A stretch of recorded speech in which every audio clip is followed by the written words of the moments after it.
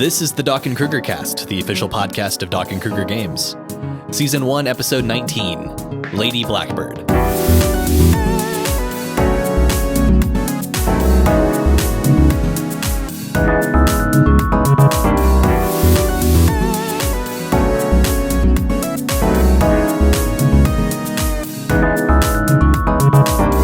Hello friends, welcome to another episode of the Brackin Krueger cast. I'm Chris Krueger and I'm joined today by Adam Doc Brackin. Hey everybody. And today we're continuing our series on games that influenced us as designers and specifically the Roll With It system.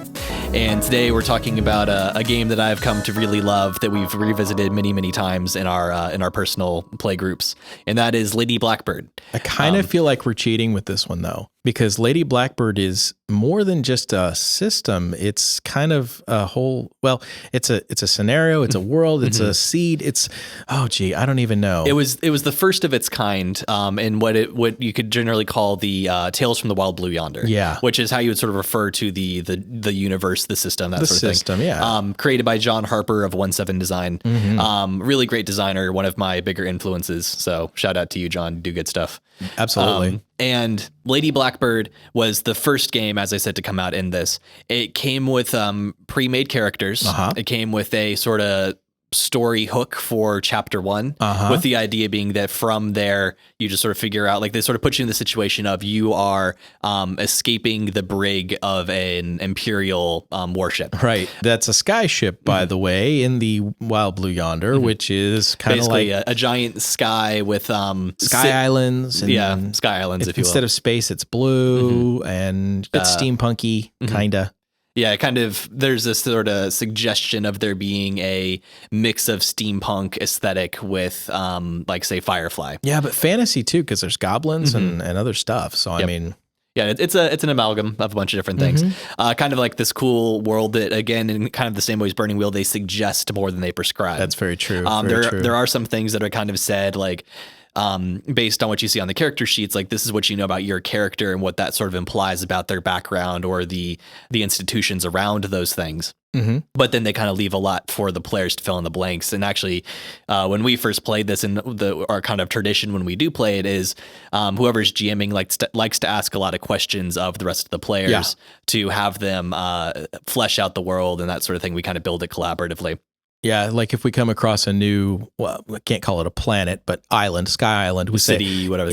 We go around the table and we're like, okay, tell me one thing about it, and everybody at the table will throw a thing in. Okay, so here's the brilliance of the way this was presented, in my opinion. He could have very, very easily given mechanics and a very long description on how it is you create interconnected characters for making a system like this. But he didn't. He was just like, okay, I've done this for you. Here are the pre-made characters. They're balanced. Go. And they're also archetypal. You're going to recognize them. You're going to key right into them, right? Key. See what I did there? And I think that in and of itself is brilliant, because we fell in love with the system after we fell in love with the characters. Or maybe a better way to say it would be through the characters, right? Yeah. So, I mean, I played the captain, and in that regard, everyone at our table kind of thinks of my version of the captain as the captain, but it also was so much more than that, because, we played again in that world using different characters that we ourselves made, and that's not really a part of the original system. So there's been this huge fan reaction. Obviously, we are not the only ones who did this, to almost have a kind of a demand for, we want to be able to create our own characters. So talk a little bit about that process. So, we mentioned this is kind of like the first entry in what could be thought of as the Tales from the Wild Blue Yonder universe. Other official releases, there were 2 more that I'm aware of. One is called Magister Lore, and the other one is called Lord Skurlock. Those follow similar things, where I'm pretty sure it's supposed to be set in the same kind of general universe. Right. And they do the same thing where they kind of give you a story hook and very particular characters and like what they're good at and how they're related to each other. They also changed up the mechanics a little bit to where the dice system and stuff like that, I think we alluded to this in a previous episode of the podcast. The dice work differently, but we actually haven't played those versions ourselves. Yeah. Well, mechanically, it's actually the difference between setting a difficulty challenge versus letting the roll of the die derive the amount of success. Yeah. And you know what? I don't know that it matters. It does change things a little bit, but not in a fundamental way. As long as you're consistent. Yeah. And so our particular group, just because the guy who likes to run it prefers the Lady Blackbird mechanics, we've tended to stick with that. And there's also a fan-made Lady Blackbird companion, right, which is something that we've used before, where they kind of just like take and we'll talk about what these mean here in just a minute. The keys and the secrets that were on the character sheets that are included with these official releases, and they came up with just a whole bunch of extra ones on their own. Yeah, the thematically tags, similar type stuff. The tags and stuff like that were on the original character sheets, they just came up with a whole bunch more. Yeah. To the point where like if you sort of see the patterns that they had, you can start to figure like, oh yeah, maybe I would do something that's not included, but I would do it this way. It's kind of a deconstructionist approach, and I think it was incredibly well done. So we have played a couple of campaigns after we played Lady Blackbird where we kind of came up with our own story we wanted to do. We even ran season 3 of Roll With It. That's right. Our GM, Kevin, took a look at the Lady Blackbird companion, changed the aesthetics a little bit. Maybe he took away something that sounded more steampunk and replaced it with more, 1940s World War II. It was straight up World War II stuff. But he was able to adapt the kind of the core story ideas and some of the more generic tags that kind of read like, it's the same in that setting as it is here, like what it is to be a soldier or something like that, and applied that to this other setting. So it was pretty cool in that regard that you can, I forget if on the character sheet they actually kind of gave you like here's who this character is, or if it was basically just like read into who this character is based on their skills and their tags and that sort of thing. Because I feel like between the keys and the secrets and stuff like that, we kind of got a sense of where the character ought to go. But I'm sure, as you said, different people have had very different interpretations on the same characters, the same hook, the same setting even. I've seen people to kind of do, if you want to call it fan art of kind of like, here's how they envision this universe. I've seen a lot of different takes on what the sky in this world looks like. Right. Or by that, I mean like just how the Wild Blue Yonder universe looks and acts aesthetically. I feel like there's some people who put a much greater steampunk emphasis on it. Some people put a much more like fantasy emphasis on it. Some people are higher or lower tech. It all just really depends. Yeah. And that's the mind's eye in any narrative. I mean, we now think of the Hogwarts Harry Potter castle as being the ones from the movies, but those of us who read the books before might have a different castle in our head. And that's just true kind of universally of anything that isn't visual first. And I think a strength of tabletop role play is that everybody might be seeing something different, but it still works. And I love that. So, I find it interesting because I think where people might go wrong in this system creating their own characters is actually forgetting to connect the characters to one another. And so let's talk about that as a core mechanic because it's important. And we keep alluding to keys and secrets. And so I want to elaborate on what those mean real quick. Let's do so it. Keys are typically something, I think most characters start with 2 keys, maybe 3, it depends. And a key is kind of, if you want to think of it this way, a motivation for that character. Right. Well, the phrase is to turn your key. And I think that's a beautiful metaphor. Because what it means is that the thing that gets you going, the thing that starts your engine for that character, the thing that's going to really get them involved in whatever's going on, that's taking that key and putting it into the ignition and turning it and being like, okay, I'm here and I'm doing a thing now. And I think that that's beautiful way to say it. So if, for example, we look at Cyrus Vance, which is the character that you played when we first played this. Yeah, the captain. And, I was mentioning how they don't really prescribe who he is. They just kind of give you this little pitch. An ex-Imperial soldier turned smuggler and soldier of fortune, captain of the Owl. Yeah. And then he has a few different keys. One example is a key of the commander. You are accustomed to giving orders and having them obeyed. Hit your trait when you come up with a plan and give orders to make it happen. So basically, anytime you give orders, and this is kind of open to interpretation, but you turn that key and you basically get an experience. That's right. And so the way you get experience in order to be able to advance your characters is by doing these things that are drivers for your character. Now, the other interesting thing that they have on each of these is what's called a buy-off. And what that does is it takes away your ability to keep turning that key but it gives you kind of like a big old bonus XP all at once. Yeah. And so if like you're finding they're not using something, and you kind of like, I could use a little bit of extra XP right now, you can maybe buy something off. And so the way you buy off Key of the Commander is to acknowledge someone else as the leader. And so that's just kind of like one kind of prompt where you can say like, oh yeah, I could see how like this sort of thing can happen in a story. And so when that happens narratively, you can buy that thing off, get the experience bonus, maybe open up a slot for another key. Big deal. I mean, it's kind of, you're putting a bullet in the head of your key at that point, but at the same time, it becomes such a major narrative moment that it changes the character forever. And what that reminds me of is, in the Roll With It system, epiphanies and abandonments. And that was a huge discussion. We talked for weeks and weeks and weeks and weeks as we were developing that about exactly what that meant, what it meant mechanically, when you can do it, when you can't do it, and so on and so forth. And, all of these different systems that have these driving forces like that you can then just kill, I think really set the stage for us and sort of gave us permission, if you will, to be willing to do that. Because that's a big deal whenever you spend 4 or 5 episodes creating something. You got a 3-star card. I'm talking Roll With It here, but 3-star card, and then you're like, okay, I'm just gonna, change this forever. It's kind of the same thing. If you're Captain Vance and you are the commander, in order to buy that off, that literally means you're saying, I am no longer the captain of the Owl. Someone else now is. Dude, that's a big moment. Yeah. That is huge. And going back to what you were saying too, like making sure that you interrelate characters.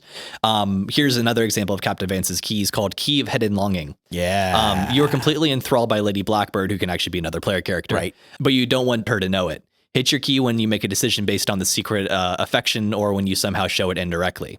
Buy off there being give up on your secret desire, make it public. So that is one that is very directly tied to another character. We look at Cale Arkham, who is the first mate and the mechanic of the Owl, which is who I played when we first played this. Yeah. You have, for example, Key of Fraternity. You are sworn to Captain Vance in a bond of brotherhood. Hit your key when your character is influenced by Vance or when you show you how deep your bond is. Buy off, sever the relationship. So those are a couple of keys that very specifically say you're tied to this character. Yep. And so it immediately gives you kind of these interrelationships between characters where you're going to be interacting in a certain way. And of course, you can change that in time with the buy-offs and you can interpret what that means. But if you're making your custom characters, you want to see to what extent you can have a key that kind of implies a certain type of behavior. So it might not say the specific character, but maybe it's something about leadership or it's something about taking care of other people or that sort of deal. But maybe also considering being specific when you take those generic things from the companion and say, no, I'm going to target this at this specific person. Or there are other keys that we haven't read off that talk about how you feel about the empire at large. Which is kind of like the big antagonistic force in the world around you, that sort of thing. Yeah. Well, and it's interesting because even though at no point during play did we really, in a meta sense, talk about those things, it came up over and over and over, and it changed the way we played. And I think that really showed, especially in our season 3 of Roll With It, whenever we did Camp Lucky Strike, because we had Sarge and Phillips who had I don't even want to say similar relationship, but it was an almost identical relationship, which makes sense because our GM for that, Kevin Paul, he had also GM'd for us Lady Blackbird. And that relationship was such a strong part of the story that we told that it makes sense that he wanted to carry over a similar kind of relationship. And he created those characters for us of Phillips and Sarge and Tanker and the kid. And I think that to look at that and understand the archetypes that were at play there is a fundamental part and aspect of understanding how Lady Blackbird works. It embraces archetypes. It absolutely embraces them. Yeah. And to that point, I want to hit quickly on secrets, which is another thing that each character has. Secrets. And these are kind of, if you want to think of it this way, special abilities that they have that kind of add to their uniqueness. So Secret of Leadership is one for Vance. Once per session, you can give someone else a chance to re-roll a failed roll by giving them orders, advice, or setting a good example. Right. So it's a mechanical effect that also has a narrative kind of aspect attached to it. So to suggest the way that you might role play this, the situations which it might come up, and also kind of this thing that he can do. So you can see through his keys and through his secrets, like what sort of character archetype he is. He is the leader, the one who is kind of getting things done, that sort of deal. Yeah. Well, it's interesting because I remember, it's been years since we played this, but I remember very, very clearly that on the third episode, I pulled out a secret that I had not talked about. We literally kept them as secrets. Yeah. We made a point not to read each other's character sheets. We made a point of, not discussing anything out of game. And it turns out that Vance is secretly blooded, which means that he has call it a magic power. But it's one very specific one. Secret of Warp Blood is his. And it was Warp Blood. And I used that. I saved it until the moment where it mattered, and then used it. And everyone at the table kind of went, wait, what? And it was this great moment for that. And that only works in sort of pre-made characters that are really well balanced in that sense. And whenever you have that sort of background of it being illegal, that somehow he was, imperial and had that never really entered into the minds of anybody else, I think. And it was this perfect moment in role play. And I still remember it as being this powerful moment for that character all these years later. And then quickly to touch on the dice mechanics of this game, which I think are really cool. One way they can suggest the sort of flavor of a character is through their traits. For example, with Vance, once again, ex-Imperial soldier, smuggler, survivor, warrior are his traits. And so when it's time to roll something, you decide which trait you think best applies to that thing you're doing. That's right. And then underneath those traits are a bunch of what they call tags. And so these are things that you start off with a bunch, and you can also unlock some more as the game goes on through gaining experience.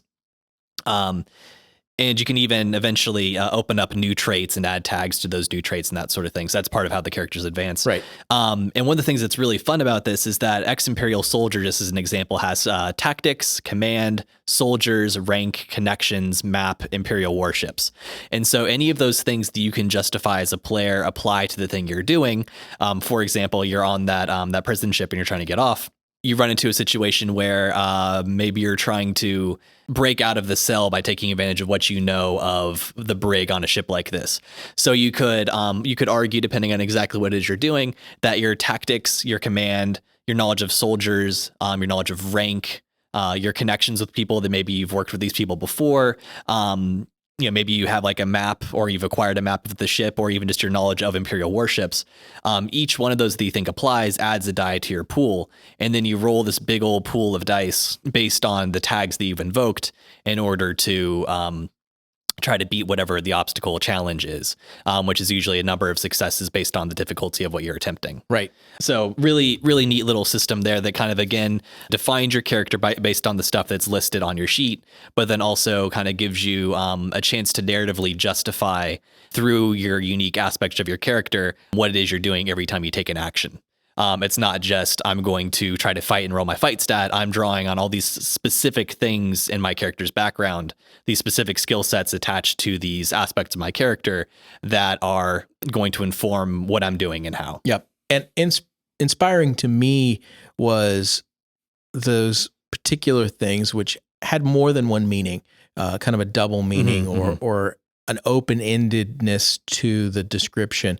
And I think that is another inspiration for us with motifs that we've done in our own design, and really inspiring us to say a clever and super interesting character motif is going to be one that can be applied across multiple things. So that if your character is holding a stick, don't just write stick, write my grandfather's stick. And then suddenly that has a more important meaning to it. But not just that. You could write my grandfather's walking stick, and that then is an emblem of your office. Or there's so many different ways you could go to it. And to really start thinking, even before you roll a single die or before you lay a card on the table, about lots of different ways your character might be intricate and complex. I think is super important for good role play. And that's where the archetypes come in, because then you could just pop something out and immediately have all the archetypes that go with it. And I think that is where Lady Blackbird truly, truly shines for me. And the, all the spinoffs and all the everything else is that there is a ton of work that went into that system for just what would otherwise seem to be a little one-shot campaign for a con. And yet, no, there's something so much deeper happening here. What has derived out of it has truly been something on the level of like Star Wars or Han Solo, for lack of a better example, Firefly, yet even that doesn't fully capture it. And you've got all these steampunk things, and there's an anime aspect to it. And it just seems to capture and snag from just 5 or 6 or 7 or 8 different transmedia properties and just ball it all together, and you're there. And worth noting too is that we didn't touch on the aspect of the prompt they give you, because we mentioned it's like, oh, you're on an Imperial prison ship, you're trying to escape. But they mentioned that you're on a mission to deliver Lady Blackbird to her groom-to-be, right, which is this infamous pirate king. And so you kind of got this sort of hint of you've got this long-term objective that you are already aware of. And so you kind of got your short term, like, here is the situation you find yourself in, but then a place you can go with the story after that fact. And I know how that turned out for us, and it feels like canon to me, but it's so weird to recognize that actually none of the stuff we did in our story even exists for other people who played it. And that, I think, is interesting. Very, very interesting. It's kind of a multiverse of Lady Blackbird out there.